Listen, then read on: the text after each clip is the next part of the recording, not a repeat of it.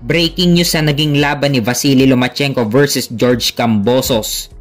So pagdating sa mismong laban sa unang round, magandang ipinapakitang performance ni Lomachenko. In and out na galawan. Solid na kumukonekta kay Kambosos ang mga suntok ni Lomachenko. Habang si Kambosos naman ay nakakatama din kay Lomachenko pero mas accurate ang mga patama ni Lomachenko.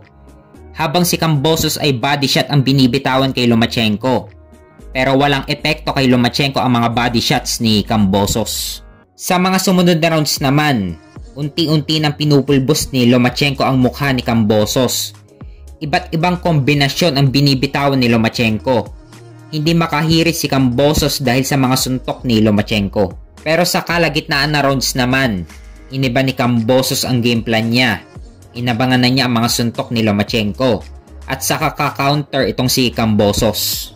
Epektibo naman ang game plan ni Kambosos pero kalaunan, hindi na rin makapag-counter si Kambosos dahil kada susuntok si Lomachenko, agad umi-step back si Lomachenko para maiwasan ang counter ni Kambosos. Hanggang sa dumating na ang round 11, dito na tinapos ni Lomachenko ang laban. Nung una dapat knockdown yun, tinamaan sana si Kambosos ng kaliwa ni Lomachenko. Napakapit lang si Kambosos pero dapat knockdown yun. Pero hindi tinawag na knockdown ng referee. At pagka-continue ng laban, tinamaan ni Lomachenko si Kambosos ng kaliwa sa katawan. Dito na napaluhod si Kambosos at pagka-continue ng laban, pinuntirya ulit ni Lomachenko ang katawan ni Kambosos. At dito na hininto ng referee ang laban at tinapon na ng corner ni Kambosos ang tuwalya. Panalo si Vasily Lomachenko via TKO sa round 11. Siya na ngayon ang bagong IBF lightweight champion. At may bagong kartada si Lomachenko na 18 wins with 12 knockout at may 3 talo. Samantalang si Kambosos naman ay nalasap niya ang pangatlong talo nito sa kanyang pro boxing career na 21 wins with 10 knockout at may 3 talo. Inaasahan na ni Bob Arum ang unification sa pagitan ni na WBC lightweight champion Shakur Stevenson versus IBF lightweight champion Vasily Lomachenko. Pero para sa akin, gusto ko munang labanan ni Lomachenko itong si Emmanuel Navarrete. Kung makuha ni Navarrete ang vacant WBO lightweight title. Dito mas gaganahan ang mga boxing fans dahil all-out war ang mangyayari kung magkaharap sina Vasily Lomachenko versus Emmanuel Navarrete.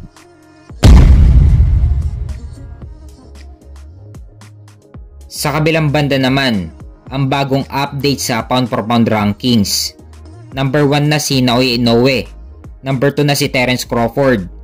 Number 3 si Alexander Usyk. Number 4 si Canelo Alvarez. Number 5 si Artur Beterbiev.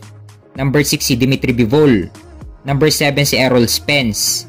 Number 8 si Gervonta Davis. Number 9 si Jesse Bam Rodriguez.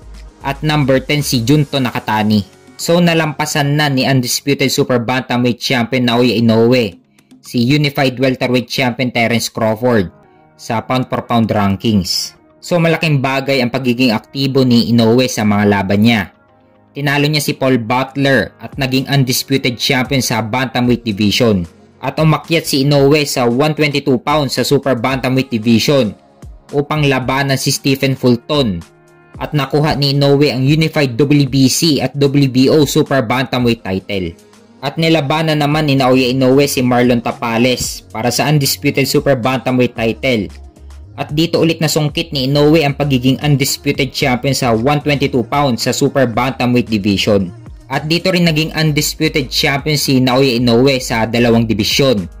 Silang dalawa pa lang ni Terence Crawford sa men's boxing ang nakasungkit ng undisputed champion sa dalawang dibisyon ngayong 4-belt era. Ang pinagkaiba nga lang nila ay mas aktibo si Naoya Inoue sa mga laban niya. Hindi lang isang beses lumalaban si Inoue. Samantalang si Terence Crawford naman ay isang beses lang lumaban sa loob ng isang taon.